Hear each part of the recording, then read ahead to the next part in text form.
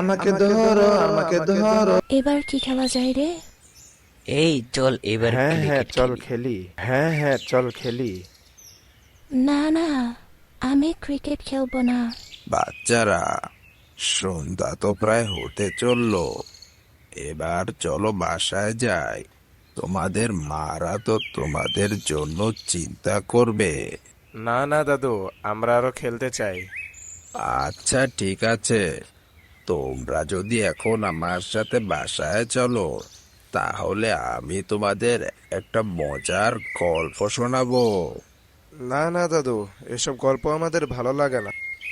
আচ্ছা ঠিক আছে, চল দেখি দাদু ভাই কি গল্প বলে। চল তাহলে।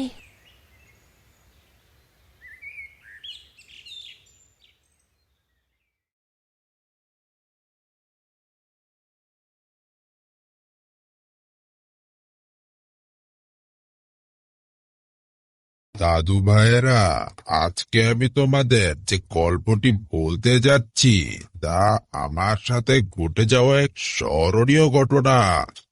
সে অনেক দিন আগের কথা। তখন ছিলাম আমি এক তাগড়া যুবক। সে সময় আমি এক এক শহরে গিয়ে কাপড়ের ব্যবসা করতাম।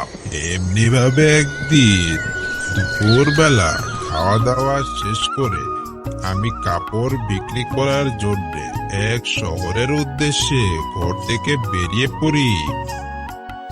শহরটি ছিল আবার গ্রাম থেকে কিছুদিনের পথ। সেই দিন সন্ধ্যা অবধি পায়ে হেঁটে আমি একটি গ্রামে পৌঁছলাম।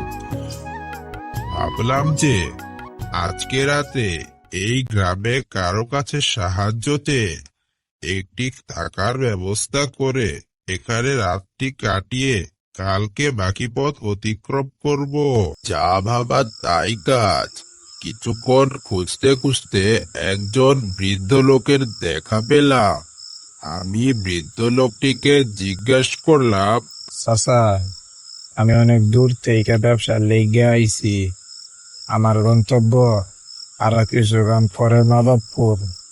রাত প্রায় হইতে যাইতাছে, তাই আজ রাতটা এইখানে কাটাইতে চাইতাছি। কালকে সকাল হইলেই আমি রওনা হইয়া যাবো। আপনি যদি আমার একটা থাকার ব্যবস্থা করে দেন তাইলে বড্ড উপকার হয়। এই গ্রামে এমনিতে কেউ আসে না, তাই গ্রামে কোনো ঠিকানা নাই। তোমাকে আমার বাড়িতে নিয়ে যাইতাম, কিন্তু আমি একটু গ্রামের বাইরে যাইতাছি। চাচা, আমার কোন রকম একটা রাত কাটানোর জায়গা হইলেই হইব।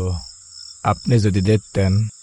আইসা, তুমি যেহেতু এত করেই বলতেছ, তাইলে শোনো। এই গ্রামের ঠিক শেষ মাথায় একটা মন্দির আছে। তুমি চাইলে সেইখানে থাকতে পারো, কিন্তু সাবধান বাপু। শোনা যায় ওই মন্দিরের পাশে একটা বট গাছ আছে, সেইখানে নাকি ভূত প্রেত বসবাস করে। কোনো সমস্যা নাই চাচা, এইসব ভূত পেতে আমি ডরাই না। তারপর আমি সেই মন্দিরের কাছে চলে এলাম। আর সেখানে গিয়ে কি দেখলাম জানো? এই বিশাল একটি বট গাছ। গাছটির শিকড়গুলো মাটির উপর ঝুলছে। গাছটি দেখে আমার মনে একটু একটু ভয় লাগতে শুরু হলো, কিন্তু কি বা আর করার ছিল। আমাকে তো রাত এক না এক জায়গায় কাটাতেই হতো, আর ওই সময় কোনো নতুন জায়গা পাওয়া সম্ভবও ছিল না। তাই আমি আর অন্য কিছু চিন্তা না করে মন্দিরের কাছেই চলে গেলাম। আর মন্দিরের পাশে একটি চাদর বিছিয়ে তারই উপর শুয়ে পড়লাম। কিছুক্ষণ শুয়ে থাকার পর চোখে প্রায় ঘুম ঘুম ভাব চলে আসলো। তখন আমি কোনো লোকের কান্নার আওয়াজ শুনতে পারলাম। একটু খেয়াল করার পর বুঝতে বুঝতে পারলাম কান্নার আওয়াজটি বট গাছের কাছ থেকে ভেসে আসছে। আমি কৌতূহলবশত সেই বট গাছের কাছে গিয়ে দেখতে পারলাম একজন লোক বট গাছের নিচে বসে কাঁদছে। আমি তাকে জিজ্ঞেস করলাম, এই যে শুনতেছেন, আপনি কারা? আর এই সময় এই জায়গায় বয়ে কাঁদতেছেন কে?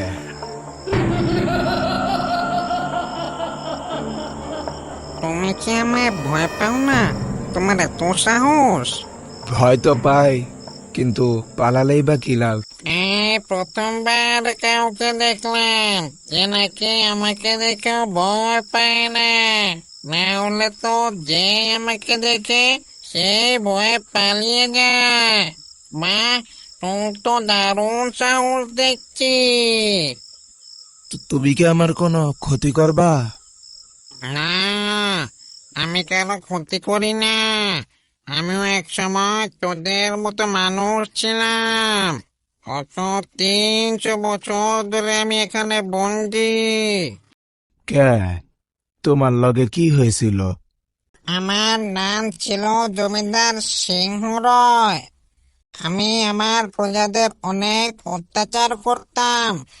একদিন আমি আমার অহংকারে এক সাধুর সাথে দুর্ব্যবহার করে তাকে গ্রাম থেকে তাড়িয়ে দেই। যাওয়ার সময় সাধু বলে যায়, যে ব্যক্তি মানুষের উপর এত অত্যাচার করে উপরওয়ালা তার বিচার করবে। তারপর যখন আমি মারা যাই তখন থেকে এ গাছে বন্দি। আমি কি তোমার জন্য কিছু করতে পারি যাতে তুমি মুক্তি পাও?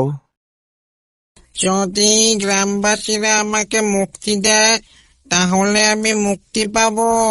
কিন্তু গ্রামবাসীরা তো ভয়ে এই গাছের কাছেই আসে না। আমি গ্রামবাসীদেরকে বুঝাই কমু, তারা নিশ্চয়ই মানব। পরদিন আমি গ্রামের মোড়ল ও গ্রামবাসীদেরকে সবকিছু বুঝিয়ে বললাম। প্রথমে তারা মানতে চাইল না, কিন্তু গ্রামের বৃদ্ধ লোকেরা বলল যে হ্যাঁ, আমরা এই জমিদারের ঘটনা আমাদের বড়দের মুখে শুনেছি। তারপর সব গ্রামবাসীরা বিশ্বাস করলো। ওই দিন সন্ধ্যাবেলা সব গ্রামবাসী সাথে একজন পূজারি নিয়ে ওই বটগাছের সামনে একত্রিত হলো। পূজারি পূজা করে সবাইকে বলল জমিদারকে মন থেকে মাফ করে দিয়ে তার মুক্তি চাইতে। তারপর সবাই পূজারীর কথা অনুযায়ী মাথা নাড়িয়ে সম্মতি দিয়ে জমিদারের আত্মার মুক্তি কামনা করলো। কিছুক্ষণ পর আমরা সবাই দেখতে পেলাম গাছ থেকে একটি আলো আকাশের দিকে উঠে হাওয়ায় মিলিয়ে গেল। সবশেষে ওই জমিদারের আত্মা মুক্তি পেল, আর গ্রামবাসীরা চিরতরে ওই বটগাছের ভূতের ভয় থেকে রেহাই পেল। তারপর ওই রাতটা আমি গ্রামে কাটিয়ে পরদিন সকালে আবার আমার ব্যবসার উদ্দেশ্যে রওনা হলাম। তো বাচ্চারা, গল্পটি তোমাদের কেমন লাগলো? দারুণ মজা লেগেছে দাদু। আমার কাছে এরকম অনেক ঘটনা আছে। তোমরা যদি এরকম ঘটনা আরো শুনতে চাও তাহলে আমাদের চ্যানেলটি সাবস্ক্রাইব করে পাশে থাকা বেল আইকনটি বাজিয়ে দাও।